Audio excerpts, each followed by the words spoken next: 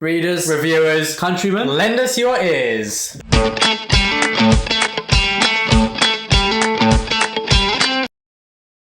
And a huge thank you to all of our Patreons. Thank you to the Pit Fighters, the First Swords, and all of the Bright Stars, Truth and Courage.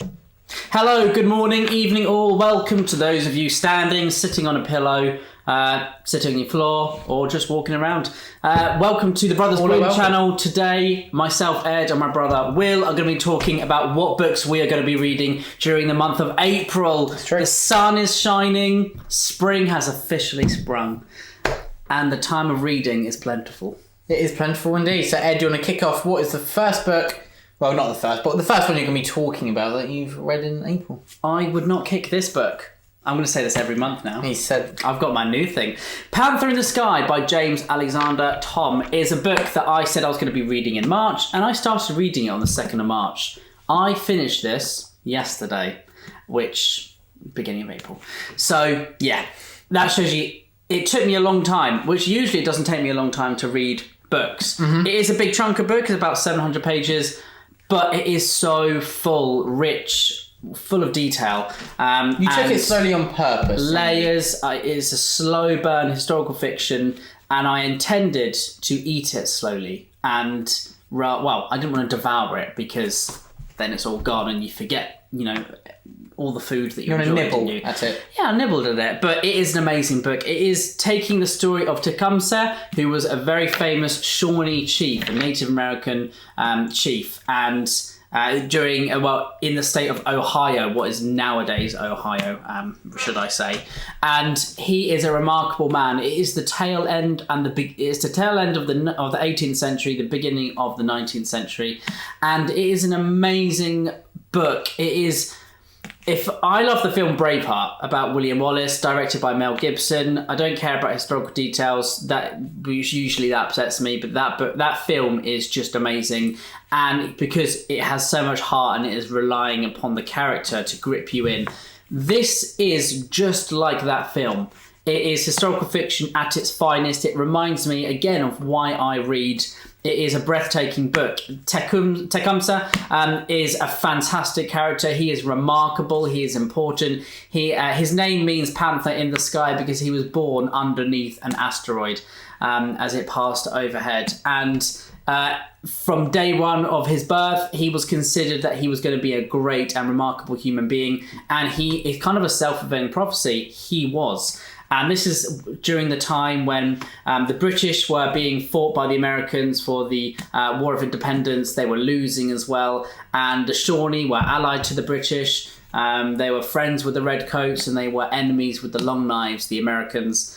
And then eventually the British leave and it's just the Americans, and the Shawnee are trying to find a way to keep their homeland still their homeland. And it is a bit of a to and fro match against many different armies of the Americans, where it feels like just waves of locusts are just taking over and there's nothing they can do in their wake. But Tecumseh, he instills this kind of feeling of loyalty, but also honor in the band that he is around and the people that he is around. And people follow him, not because they're meant to, but because he is a fantastic person and he inspires all of that. So Tecumseh is an amazing character to read from, and I absolutely love this book. It made me cry and it made me feel everything that you should feel during a reading experience. And it is one that the way that you've been praising it and the way you've been talking about it, with so much love and respect, that it's risen very... It just came out of nowhere. Honestly, you would love it. And it is just the most Braveheart feeling book I've ever read. And that is enough to add it to my list. First, I have some historical fiction as well, and it is Yellow Sky Revolt. And this is book one of the Three Kingdoms Chronicles. And I am a lover of Dynasty Warriors, and I've been looking a lot into kind of the historical period of the Three Kingdoms, which differs a lot from the romance of the Three Kingdoms, which is what a lot of people know. Because obviously, well, romance is kind of the key word there, isn't it? That it's been romanticised. But yeah, so I loved how Yellow Sky Revolt is a coming-of-age story, it's a Bildungsroman. We see this, it's a chronicler's tale, it's this character, this figure who is kind of a minor character in a lot of the stories in Three Kingdoms and the romance of the Three Kingdoms. And he's telling the tale of his life and how it begun. And little references. I think that if you don't know anything about this historical period, you will really, really enjoy it.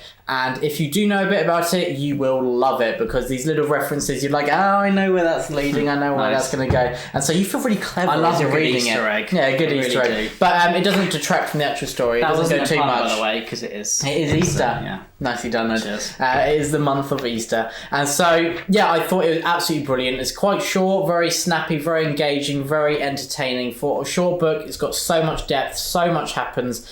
And yeah, it's a spellbinding, enthralling story, and one of, if not my favourite reads of 2023 so far. Very nice. And the next one for me is Cormac McCarthy's The Road, which is a book. Post-apocalyptic tale of a man and his son as they traverse the American landscape in hope of food and survival. And it is a book that has a thin veil of hope that is seeded all the way throughout. There are harrowing moments, there are heartwarming moments, and there are just downright tragic moments. Yeah. And it's an amazing book. I will be rereading it because I've read it before, as you can probably tell, but I shall be rereading it during the month of April, which I'm very, very excited to do, because I always feel like Cormac McCarthy just inspires me to read more and to write more as well. And that's what I need at the moment, I think. So I'm going to turn to Cormac for that kind of inspiration. Very nice. And it's one of the best explored parent and child relationships, which is outstanding considering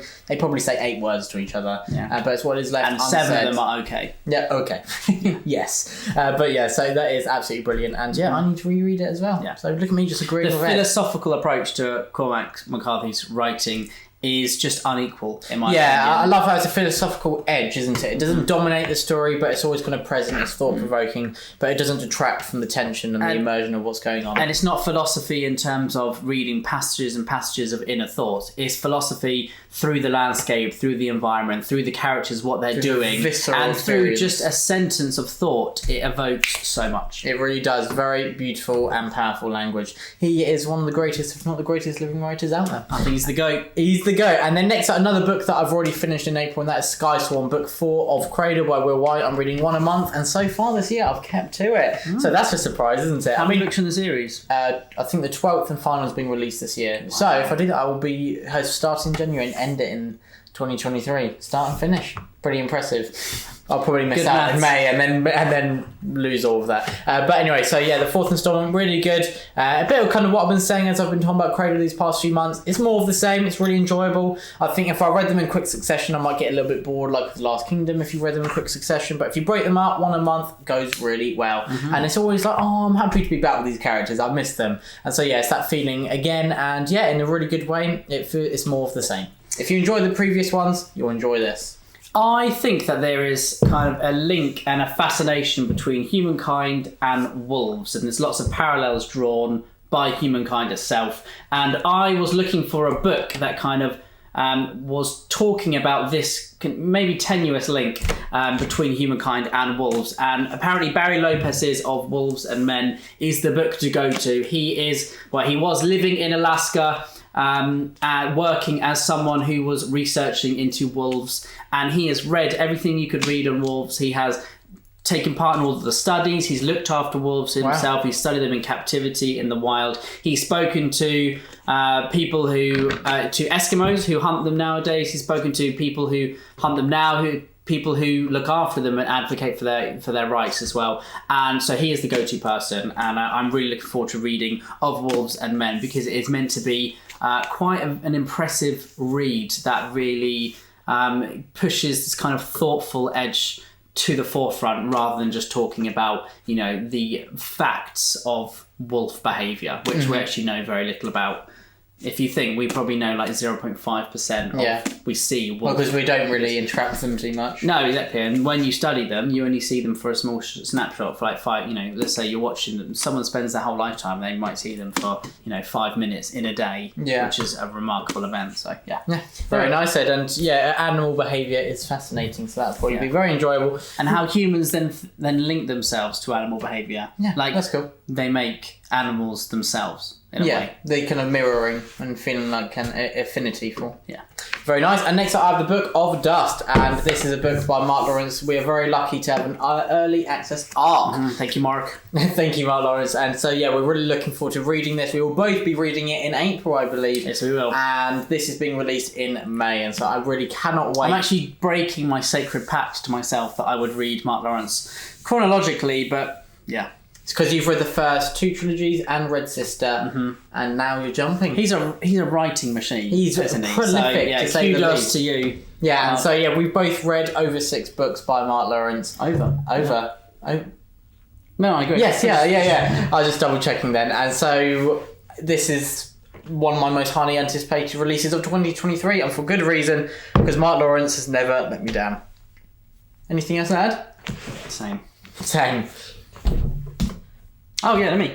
The next one for me is a non-fiction that I'm currently reading, about 112 pages into it so far, and this is sort of the successor to Bury My Heart at Wounded Knee. There's been a lot of talk in the last few years that Bury My Heart at Wounded Knee by Dee Brown is not quite a biased non-fiction, but it's a book that is focusing on one element rather than taking everything in as a whole overview picture. And that can at times be misleading. It can be misleading. Also, Bury My Heart at Wounded Knee is one of the greatest books to have ever been written, and I will stand by that, and I absolutely love it because it is so powerful and important as well, and it is a remarkable book. The Earth is Weeping is the author's attempt to kind of not right Dee Brown's wrongs, but at the same time, he's trying to correct a few, maybe not mistakes, but just trying to paint a broader picture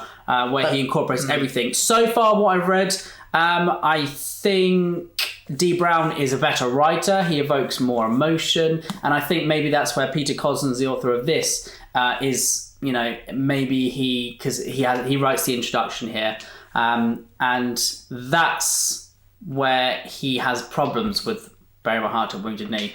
Whereas I agree with Dee Brown in terms of it is a very emotional tale, and to write about it is to bring emotion to the forefront, because you cannot help but feel emotion when you read what has happened through history. Peter Cozzens is a brilliant writer as well. He writes very matter-of-factly.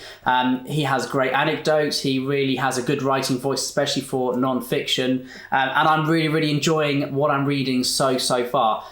So I'm intrigued to see what happens next. But, if you look at Goodreads, this has so many wonderful, amazing reviews, and people, saying that they preferred this over Bury My Heart at Wounded Knee. So I'll see how I feel at the end. But, So maybe you'd say, I may be taking the wrong thing, but maybe from what you've read so far, you'd say Bury My Heart at Wounded Knee is more immersive. And maybe for those who don't know too much about the subject, maybe read that first. Not quite immersive, but I think evocative. Whereas this has pretty much the same information in, because it's non-fiction. It's the same information. I think Bury My Heart at Wounded Knee is the way that it's written. You know straight away what Dee Brown is trying to accomplish, and you know here that Peter Cozzens is trying to accomplish something different. But you'd say those who don't know much about the period maybe would be more interested in Bury My Heart at Wounded Knee. But no, I think you could read either. Okay, because they're very similar in terms of style, but also different. It's weird. It's hard to explain. I'll know more when I get to the end, but that's just my kind of initial thoughts. Very nice, Ed. And next up, I have The Battle of Morden by Tolkien. And so there was a translation of this released quite a long time ago. Obviously, Tolkien, as a professor, did a lot of work on these kind of old Anglo-Saxon texts. But this is written with obviously different intros and obviously other pieces of Tolkien's translation. Yeah. And I cannot wait to get to read it in April. And I'm sure Dr. Philip Chase, I will be able to have a great chat with him about it. And I will be messaging him, seeing what he thinks. I imagine he's jumped on and read it.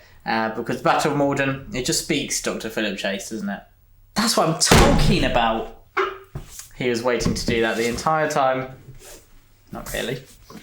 Maybe. The next one for me is another Cormac McCarthy book. I promised myself that I would read Suttree before I jump into The Passenger and Stella Maris. So Suttree it is. I've started it and it is fantastic so far. I'm about 35 pages in, and immediately you see Cormac McCarthy's writing is just elevates himself above many other styles of writing, in my opinion. It's something that really connects to me as a reader. I take my time reading it. You really need to give your full attention to reading every single word because it's there for a reason. At times it's kind of like Faulkner. Other times it feels a little bit like Flannery O'Connor in terms of that style. But Cormac McCarthy brings his own philosophy, like we said earlier with The Road, into the prose, into the characters, into the landscape, which is probably my favourite passages of Cormac McCarthy is when he's writing about the landscape, I think.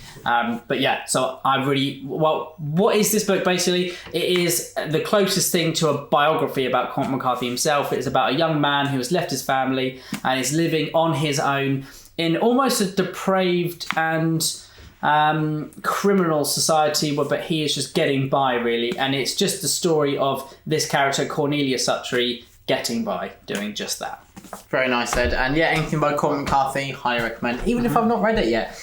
So yeah, I'm really looking forward to it. I will. I've got a few that are higher on my list to read first. Yeah. Child of God, All the Pretty Horses, The Crossing, Stella Maris.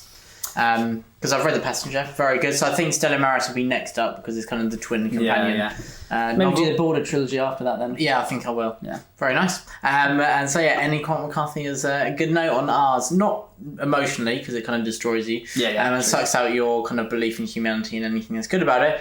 But it's a good reading experience. Accurate. And it's one that accurate, one that you remember. Why do we enjoy that? I know, exactly. It's kind of masochists. Yeah, but not. But not yet. So next I have The Silver Eagle by Ben Kane. This is book 2 of the Forgotten Legion trilogy. We follow our characters from where we left off in book 1. Obviously I can't say too much because that would be spoiling book 1. But this is Roman historical fiction and it is set during the time of Caesar, Crassus, Pompey, Cicero, and kind of that really pivotal state of the transition of the Roman Empire from being dominated by a Senate, a republic, to something not a republic. And the name for that will be coming very soon when I talk about the next book that I'll be reading in April. But yeah, go for it. Dictator by Robert Harris. And nice. So, I couldn't leave everyone waiting. Because then I would say Dictator and I'd smile and then everyone would be like,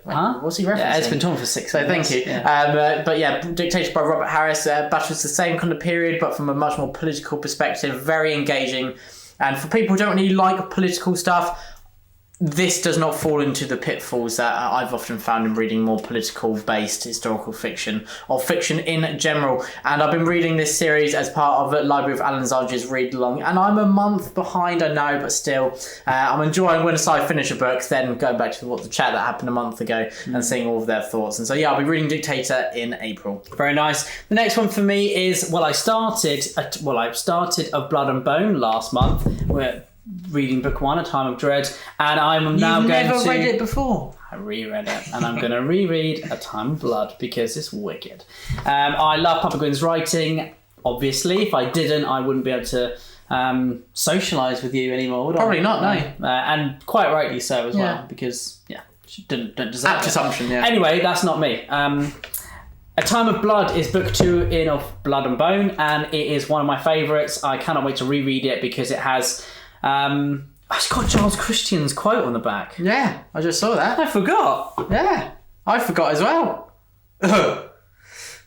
We love Giles Christian. We do. But anyway, A Time of Blood is one of my favourites because it has the references to the Faith and the Fallen, but it's taking the history in a new direction. Drem, the central character, aka William, is moving forward in his life, and I just absolutely love the arcs that all of the different characters are on. If you want to talk to me about Of Blood and Bone, please head on to the Discord. Let me know. We can always go and chat about Papa Gwyn over there, but it's so much fun being back in the world of the Banished Lands, even though it doesn't feel very fun to the characters. They don't tend to have much fun, actually, in Papa Gwyn's books, do they? No, there's not really much time amongst all the tragedy, death, murder, trying to survive, and just general conflict.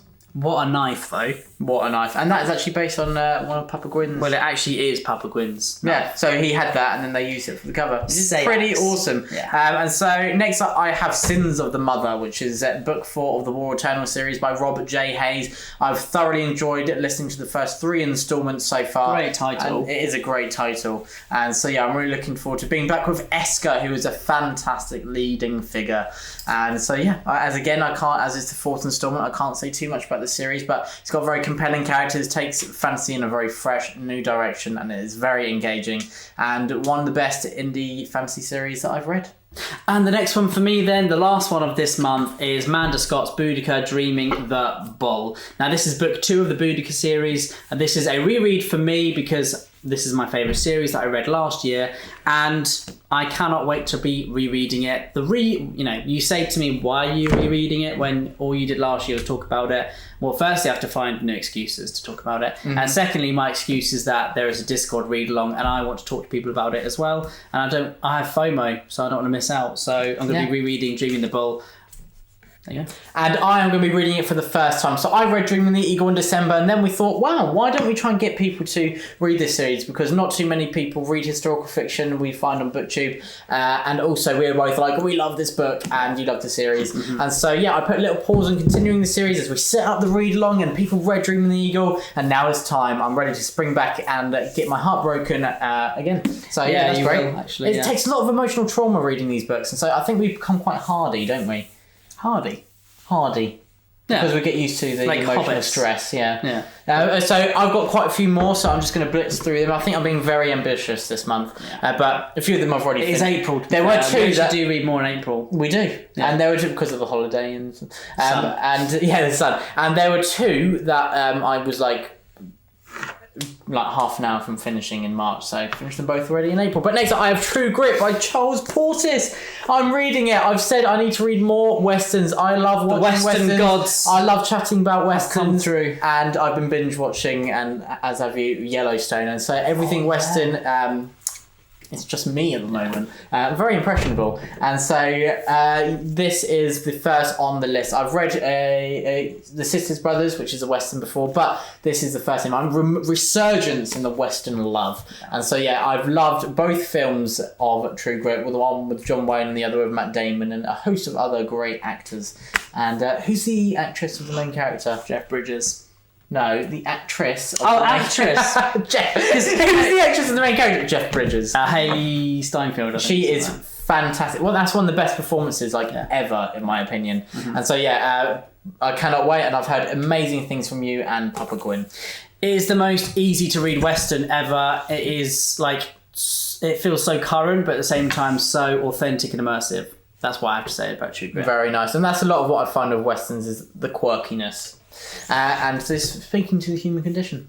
Next up I have some non-fiction. That is Ancient Chinese Armies from 1500 to 200 BC by Osprey. Very small, but I've been taking a lot of notes, and so I'm very close to the end. You can't take a breath when you're talking about Osprey editions. You have to go into the next one. Come on.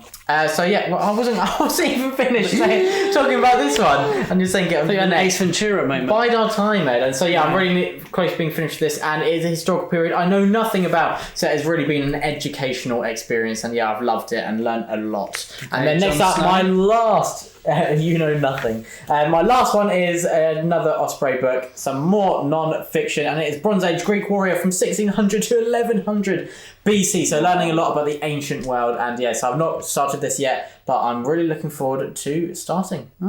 Nice hats. Nice hats. So they got away with much cooler hats than we have to wear now. Yeah, we don't get to wear them. Thank you so much for watching our April Reads video. This is these are the books that we're hoping to read during the month of April. It's true. If you come back in a month, we might see some different books here. We might not have managed it. We might have just, decided we don't like reading anymore. Yeah, this wasn't a late April Fool's, and then at the end, we should have done a video really saying all the books we're going to read, and then at the end say, we're not reading any of them. It should have just been romance, but yeah. Shoulda, coulda, woulda. Anyway, thank you so much for watching. Let us know what you would like to be reading during the month of April. Have you read any of these books? And how many of you have read Westerns? Are you going to read True Grit as well? Are you going to jump in the Discord and read Dreaming the Bull with me? Please do. join the Discord. We talk about a lot more than just read-alongs. There's so many discussions. Yeah. And yeah, it's amazing having as many people there as there is, but we'd love to see new faces. Truth and courage from the Brothers Gwyn. Truth and courage.